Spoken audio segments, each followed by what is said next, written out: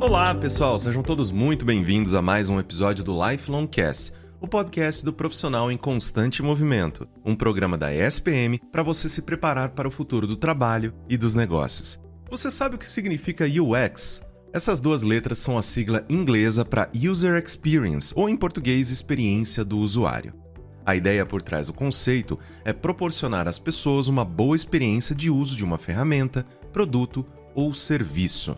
Eu sou Caio Corraine e hoje vamos entender melhor essa disciplina e sua importância para as empresas. Para isso, vamos conversar com Thaís Campas Passos, coordenadora do Master em Gestão Estratégica em UX Design da ESPM. Thaís, muitíssimo obrigado pela sua participação. Seja muito bem-vinda ao Lifelong Cast. Prazer, pessoal. É realmente um privilégio estar aqui. Falar de UX é uma das minhas grandes paixões. E justamente falando sobre UX, Thaís, o que é UX e qual a importância do UX, na usabilidade de todas as aplicações que a gente interage todo dia? Você consegue resumir para os nossos ouvintes? UX é uma área, pessoal, muito transversal. UX significa User Experience. Então, essas sopas de letrinhas, não adianta, vem tudo no inglês, tá? Mas é a experiência do usuário. Que é uma área que a gente poderia dizer que é uma especialização de experiência de consumo, experiência do consumidor. Essas áreas, elas têm muita conexão. Mas não é uma função unicamente de tecnologia, unicamente de design, unicamente de comunicação, de negócios. UX são uma série de processos transversais. Eu poderia resumir para vocês que UX é estratégia de produto. Então, você consegue tangibilizar um produto que está ali só na base do escopo, na base de um plano de negócios, é um MVP, está ali dentro do Canvas ainda, ou está escrito na forma de briefing. Você consegue tirar esse projeto do papel, tangibilizar, transformar num serviço mesmo, num produto, em geral dentro de uma plataforma digital. Eu digo em geral porque agora a gente vai começar a fazer projetos para o que a gente chama de phygital, ou seja, projetos que têm tanto a sua parte física ou a sua parte de hardware e toda a parte de sistemas. É uma área que agrega cada vez mais conteúdos, agrega a necessidade ali de você conversar tanto com área de negócios, com engenharia, com o pessoal que realmente vai dar ali a carinha do produto, vai fazer toda a direção de arte, até ali a pontinha da entrega, da operacionalização da plataforma. É uma área bem ampla e é uma área que tem, dentro dela tem várias especializações. Você tem UX Research, você tem UX Writing,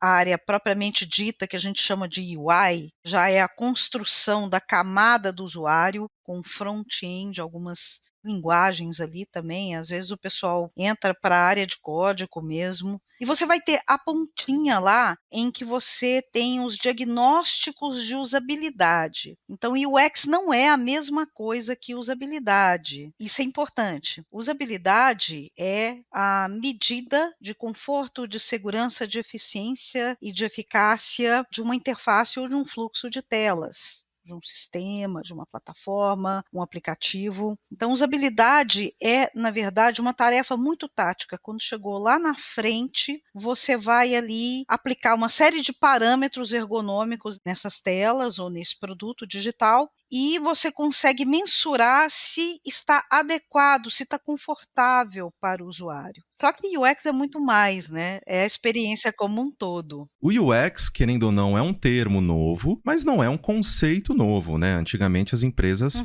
elas não se preocupavam com a experiência do usuário. Eu acredito que sempre se preocuparam. Como que você se sente em relação a isso, agora que todo esse campo tem um nome específico e agora, cada vez mais, ele é levado com mais relevância dentro das empresas para criarem novas experiências, etc. A gente tem uma meta dentro do nosso curso na SPM. E é uma meta que, na verdade, parte também de um propósito pessoal, né? Eu, trabalhando há muito tempo aí, eu me sinto como um representante da comunidade, como trabalhando pela comunidade e por uma mudança nesse pensamento. Eu quero elevar UX para um nível, para um C-level, por que não? porque, muito embora essa preocupação com a experiência do usuário já tenha existido de alguma forma, ela existia de uma maneira, digamos assim, não tão explícita ou não tão importante mesmo. Agora você pode direcionar o seu modelo de negócios centrado ali na necessidade humana. Então, foi preciso que houvesse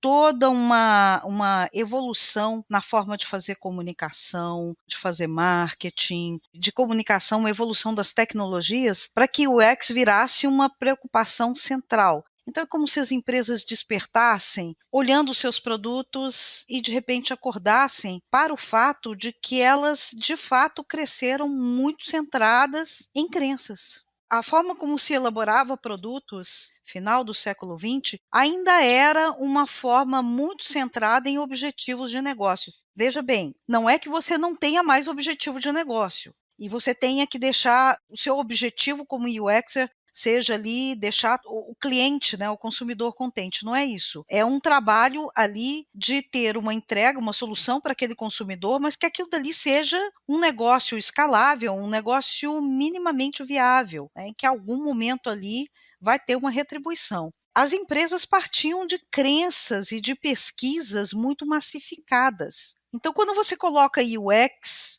nesse trabalho de identificar o que o mercado consumidor quer, você começa a atomizar esses segmentos de mercado, você encontra subculturas de consumo que a gente antes nem pensava, nem imaginava. Ao lado disso, você tem a oportunidade que os marketplaces, as redes sociais estão criando, colocando players que antes não podiam nem imaginar entrar no jogo. Então, por exemplo, você vê aí a crise que o varejo, o grande varejo, o varejo mais tradicional está sofrendo, né? E a entrada dos marketplaces aí que estavam digitais agora são digital. Já tem suas lojas físicas. Meu Deus, o que isso está trazendo? Isso está trazendo talentos, isso está trazendo pequenos. O ecossistema ele ficou complexo. Então você não consegue gerenciar produtos para um ecossistema tão complexo, cheio ali de fornecedores e pequenos grupos de consumidores.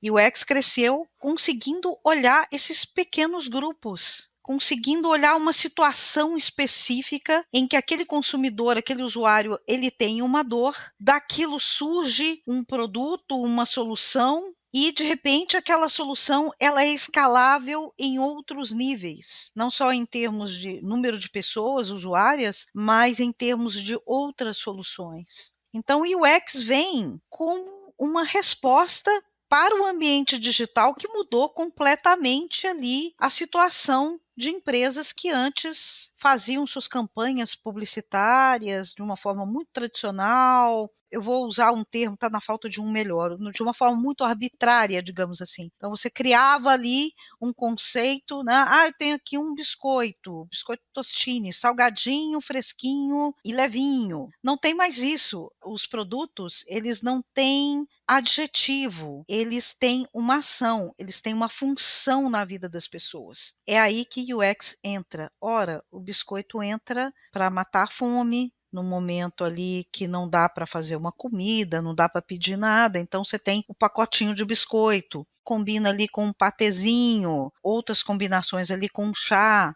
Então é a utilidade dos produtos e do serviço que é a vitrine agora, que faz o posicionamento do produto. E quem é que busca isso? É UX. Tanto busca quanto mantém. Sim, e eu quero aproveitar o gancho que você deixou ali, mencionando, né, sobre, querendo ou não, a revolução digital. E a pergunta que eu queria te fazer agora é justamente se o UX engloba apenas os sites, aplicativos, esses ambientes digitais, ou também o mundo físico. Quando a gente pensa, né, como você mesma estava mencionando agora, no pacote do biscoito, a gente precisa pensar em UX? Como que isso se encaixa na sua visão? A gente pensa em UX para tudo, para embalagens. Você já teve um problema para abrir uma embalagem? Aquele adesivo vermelho, pra mim, é mentira, tá?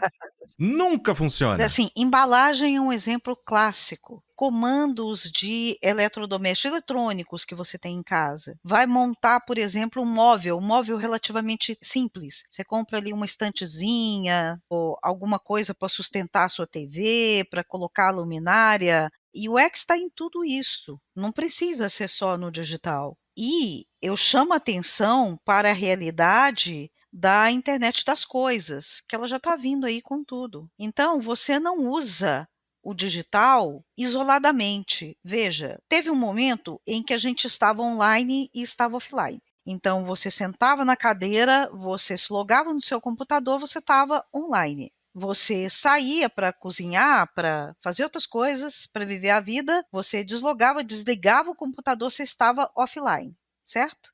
Sim, e só de madrugada para pagar um pulso só. Exatamente. Só que agora você não está mais offline. A sua experiência com o digital, depois da mobilidade, ela está totalmente inserida em um mundo físico. Então, se, por exemplo, eu projeto um celular, eu projeto, qualquer tipo de brinquedinho, um smartwatch, sem levar em consideração o ambiente físico, por exemplo, estou fazendo ali uma interface de um smartwatch para corredores, ou para ciclistas, ou para nadadores. Eu tenho que levar em consideração todo um ambiente físico.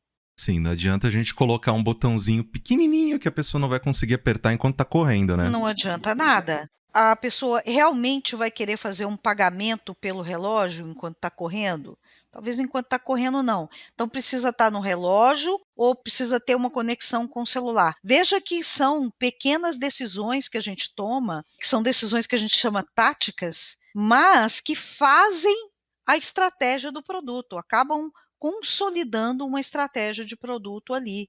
Então, por que a gente enxerga produtos que são tão perfeitinhos assim? Tão interessantes, poxa, mas o cara teve uma sacada. Ele não teve uma sacada, não teve um insight, foi algo que foi estudado lá atrás. É um produto que ele tem uma boa estratégia, que ele partiu da solução da dor de um usuário. Não, primeiro eu vou resolver o problema X e eu vou entregar valor através dessa utilidade que eu estou entregando aqui. Depois eu vejo os detalhes, o resto. Só que ao ver esses detalhes, você leva o UX para o resto do desenvolvimento do produto, percebe? Sim, e eu também queria, né, de acordo com essa sua última fala, lhe perguntar sobre a importância do UX para o sucesso de um negócio, de um produto, porque ele combina exatamente com o que você está falando agora, né? Tem vários produtos que quando a gente coloca nas mãos, a gente pensa, nossa, isso é feito para mim. O design disso aqui, ele é perfeito para minha usabilidade, porque eu preciso. Isso, o UX, ele faz realmente diferença nas vendas? Você consegue, às vezes, trazer até um exemplo de um produto que não tinha um pensamento muito bem aprimorado em UX,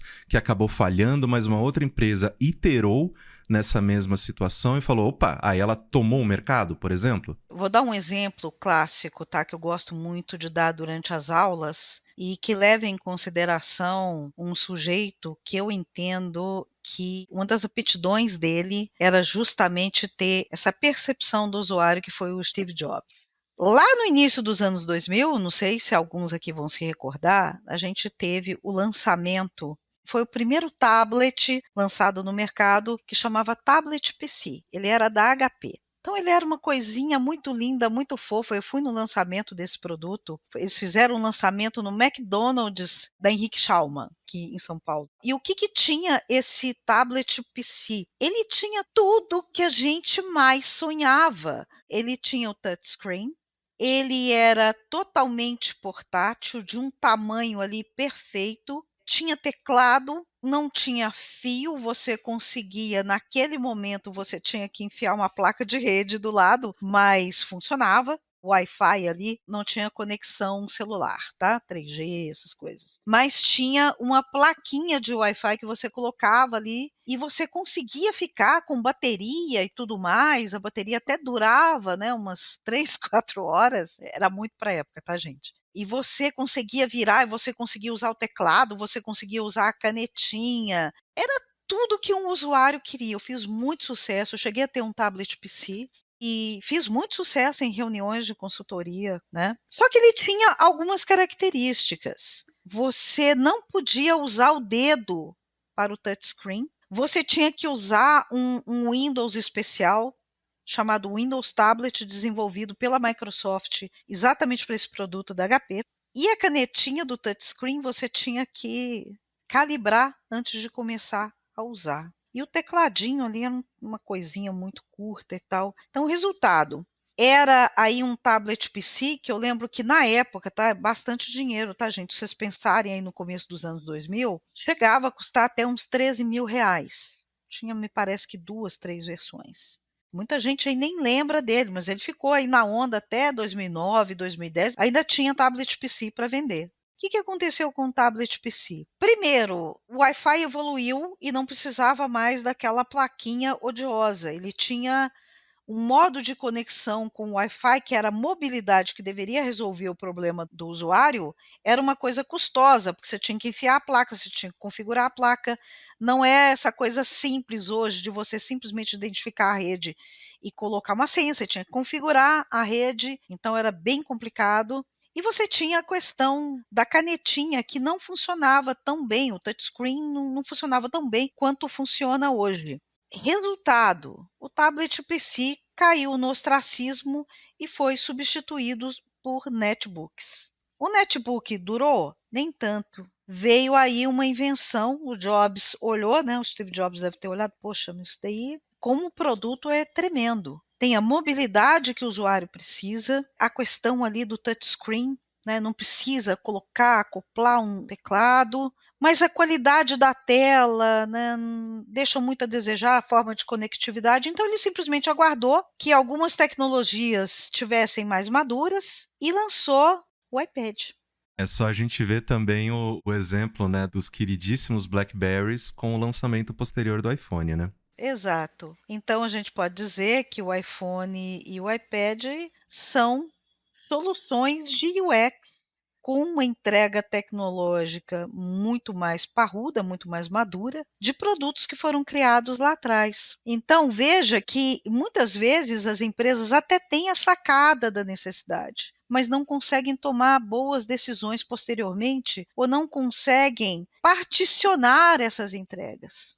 Não era o momento de lançar ali um tablet, né, o momento que a HP lançou. Ela lançou para ser precursora, ela já sabia, ela entendeu muito bem as necessidades dos usuários, mas ela não conseguiu ali terminar o produto ainda era complexo, era técnico, porque você precisava fazer um monte de configuração a cada vez que você ligava o bichinho. E isso é contraproducente aí para você ter um produto que seja acessível para boa parte das pessoas. Então, eu acho que esse é um dos grandes exemplos, sempre dou esses exemplos aí para os meus alunos, mas aí na história da tecnologia tem vários. Mas o mais comum mesmo é você ver as empresas percebendo ali a falta de iniciativa dos concorrentes em atender determinadas dores e correr ali e fazer melhor, porque uma empresa, ela tem uma certa lentidão. A empresa, ela também tem modelos mentais ali, ela não é uma pessoa, mas ela é um conjunto de pessoas que têm crenças ali. Isso é uma das coisas mais importantes dentro de UX, é a questão do choque de modelos mentais. Quem está dentro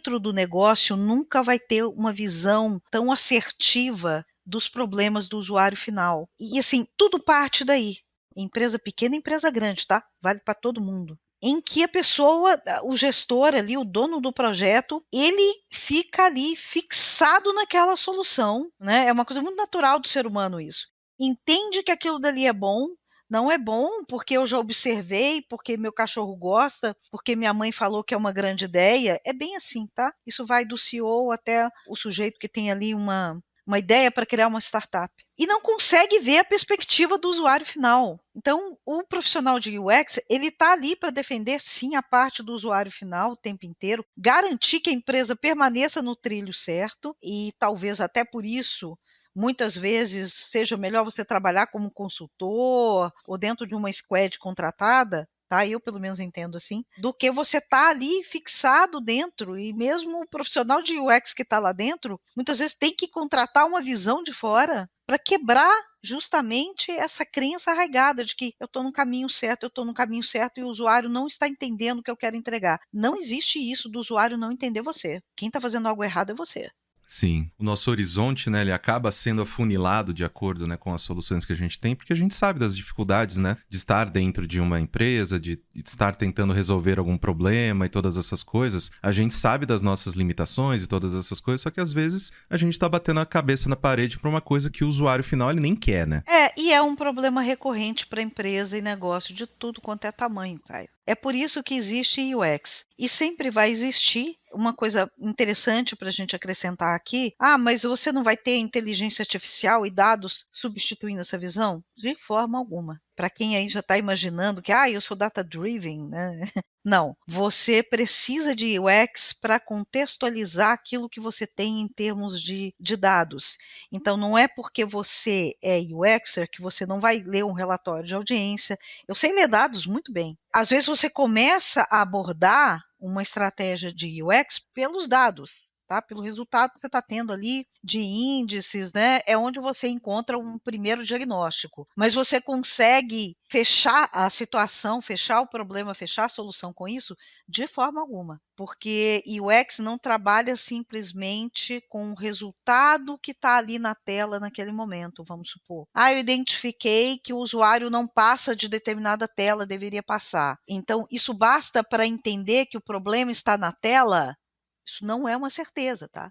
Pode ser que algo que esteja na tela faça com que o usuário conclua que não vale a pena continuar. Não precisa ser necessariamente algum elemento mal colocado, ou uma falta de entendimento, ou não acionamento correto do sistema. Pode ser simplesmente que aquele usuário não se identificou com a tua solução. Então você não pode ter na expectativa de UX que você vai pegar um produto problemático e vai resolver. Às vezes o produto está problemático na concepção dele, tá?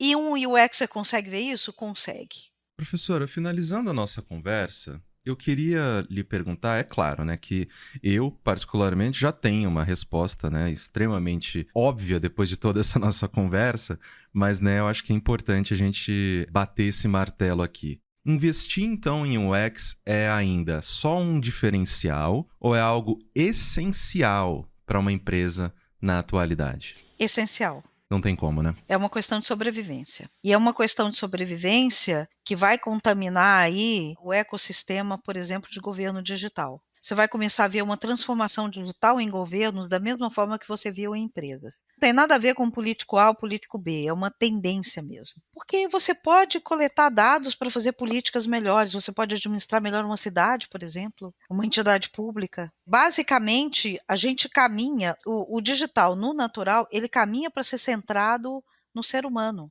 Em Marketing 5.0, o Philip Kotler coloca lá, é o marketing human to human, então completamente centrado no ser humano. E se você não consegue ver a posição do outro, você não tem uma boa solução ainda.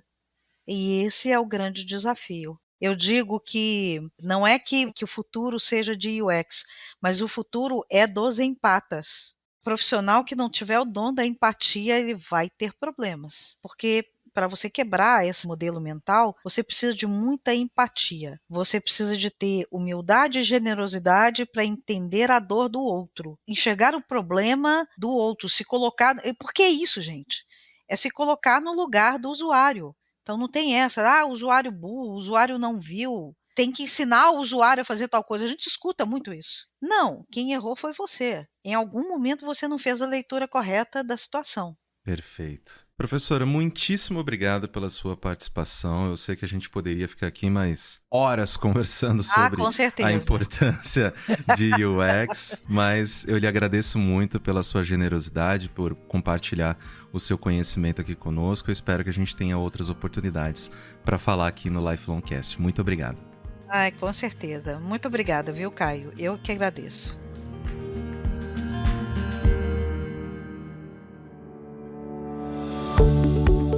Bom, como pudemos observar, zelar pela experiência dos usuários é vital para qualquer negócio da atualidade.